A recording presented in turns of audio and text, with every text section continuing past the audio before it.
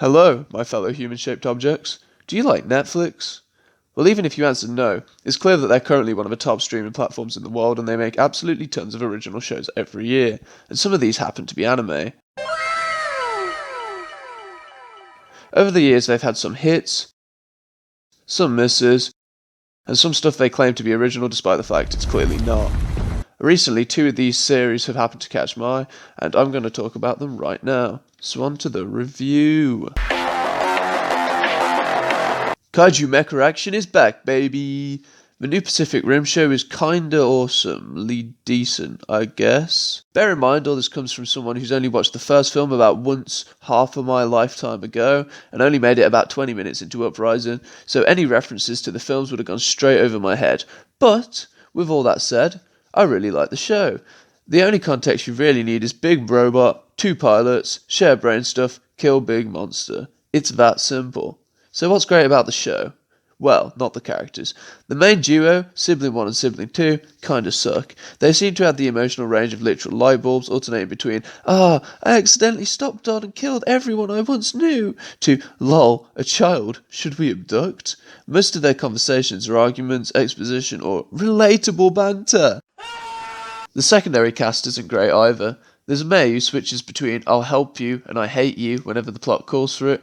There's Shane, who has one really cool scene before becoming the blandest and most one-dimensional villain in all of Australia. And there's Lola, a Jaeger AI, whose sarcasm comes in at the worst of times, like, I see you failed to protect those you love? It seems a bit of mockery is in order. Like, what the fuck? This is a training Jaeger.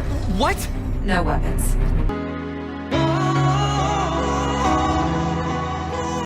All the personality is safe for this guy, but God forbid a likeable character getting screen time in a monster series. So why did I like the show? Because we all know that kaiju media isn't about those pesky humanoids. Who needs to write complex, interesting characters when you can have big robots punching big dinosaurs? The action set pieces here far outweigh the other 90% of the show, and will be the main reason for people to sit through each episode. A lot of the time, the creators manage to achieve the right mix of badass, creativity, and pure entertainment. It doesn't completely make up for the bland characters, but it's kind of like a super appealing cherry on top of a pretty disappointing cake. Is that how the saying goes? My only complaint with the fights comes down to immersion. Sometimes the weight feels inconsistent, and the Jaegers never really take any battle damage that isn't for plot reasons. It's here that I think about Evangelion as an example of a show that excels in this department. Even never fails to make the fights seem heavy and show the damage caused, and nerves sinking their budget into recovering it. This does wonders for building tension through immersion. Games like Titanfall and Bioshock Infinite are even better due to the attention given to this small detail, but for this series, sometimes the gravity just doesn't feel like it's doing, well, what gravity does. This is more of a nitpick than something that completely ruins the show, but it's a shame that the main draw of the series is held back by something so small, but so impactful. A way in which this show surprised me was the direction. I think most people agree that 3D anime has a pretty bad reputation, but here it seemed like the directors had a clear understanding of the benefits and drawbacks of CG, and catered the show towards the strengths. I believe the people who worked on the Godzilla anime trilogy worked on this too, and their experience with the style clearly shines through. Highlights of the visuals include very fluid mobile shots that aren't gimmicky unlike other 3D shows, the beautiful modelling for the Jaegers, and some sexy ass shot compositions. I was shocked that this show looked as good as it did. Oh, and just as a final point, episode 2 felt like a very nice homage to Jurassic Park, and that made me happy. So the big question is this show worth watching? Well, for kaiju fans, definitely. The main thing that will put people off is the CG animation, but like I've said, it's pretty good, and I doubt people who aren't consistent anime watchers will even care. For anime fans, it's more of a maybe, mostly depending on how much you care about this in comparison to the hundreds of shows like it, and if you can force yourself to sit through a pretty yikes English dub. Let's go get our kids. Ew. Overall, I give this a not as good as Atlantic Rim out of 10. I just recorded the entire thing with my mic muted. Let's do this shit again then. The other Netflix show I finished this month was High Rise Invasion, and I need to put this out there straight away. This thing is edgy, like so goddamn edgy. I could explain or show why, but instead I'll just say that one of the main characters is a detached badass wearing all black with a mysterious past and a heavy nicotine addiction. Oh, and they have an e-girl that completely simps over them. The edginess will obviously put a lot of people off, but I also need to mention the fan service because it's kinda laughable. Like, you'll have an intense scene and then you'll get a random shot of, and it'll completely kill the tone. Aside from that, you have a pretty decent isekai. Is this an isekai? The premise at its most basic is that a bunch of people are summoned to a world of skyscrapers and demonic masked murderers, who aren't really murderers because they aim to push people to the point of killing themselves. But this obviously becomes much more layered as we explore the world dynamics and meet more of the inhabitants. It's basically the opposite of Pacific Rim in that it's largely character focused and about how they react to this world. Some are eager to kill, some want to rule it, and others want to set it free. Oh, and before I go any further, this series is only a fraction of the story, so it does feel a bit unfinished. And some of the points I might make might be redacted by the manga. I haven't read it, so I wouldn't know. Okay, now we can resume. Point of interest 1, the characters. I'd heard that a lot of people were calling this a character study going in, and I guess I sort of agree. We follow a lot of characters and watch how they handle different situations as we learn about their goals and ideologies. The story is mostly centered around Yuri.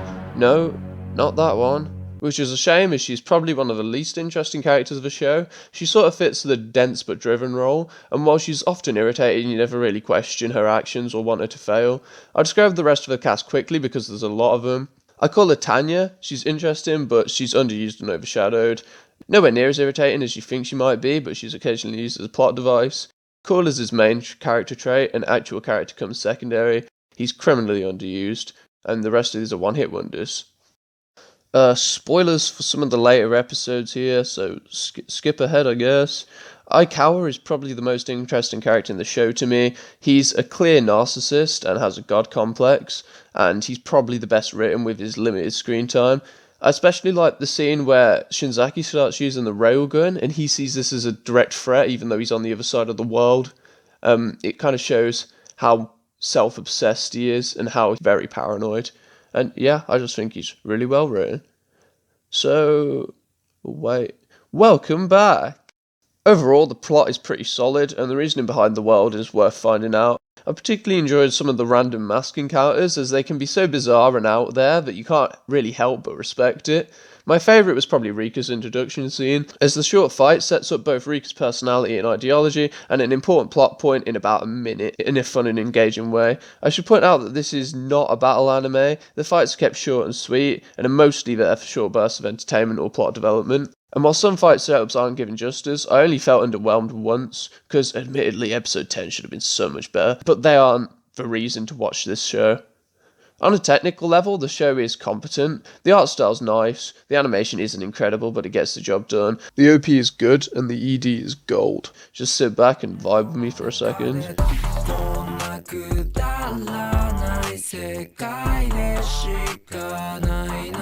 The dialogue can occasionally be pretty bad, and there's a couple of cringy one-liners. Oh, and I felt like the music was kind of in completely the wrong anime. Listen to the battle theme and tell me it doesn't belong in a Magic series.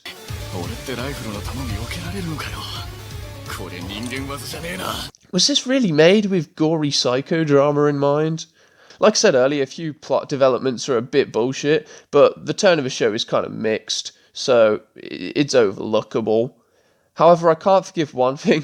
Early on, Sniper Mask says he's scared of heights, and then later in the series, he literally scales the side of a building to shoot someone. Like, I'm sorry, no matter if you're scared a tiny bit, no one does a daredevil stunt like that. And then they just casually brush it off. Also, there's one sound effect in the later episodes that sounds just like a Star Wars blaster. It's completely random and used like 3 times, and I just don't know why it's there. So, should you stream High Rise Invasion? I don't know. If you like Deadman Wonderland, you might find some charm in this, but it's definitely not for everyone. I'm going to give it a 5 out of 10. Too edgy for me. The real question is whether you should watch either of these shows during this incredible season of anime. There's so many brilliant series about to finish up, and winter 2021 is incredibly stacked. Anyway, I've got to go and grind some Primogems, so goodbye.